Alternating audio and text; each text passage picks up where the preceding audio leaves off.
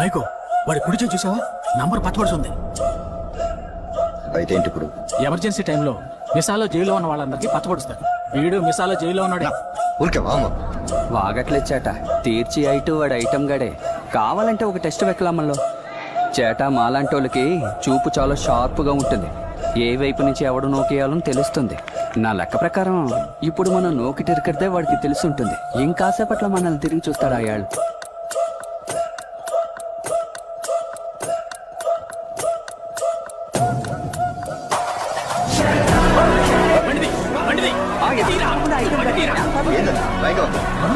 భయం కాదు, జాగ్రత్తగా ఉండాలి. నీకు అర్థం కాదు, ఆలోచిద్దాం. మీ నాన్న మనిషి చూసాం నాకంటే.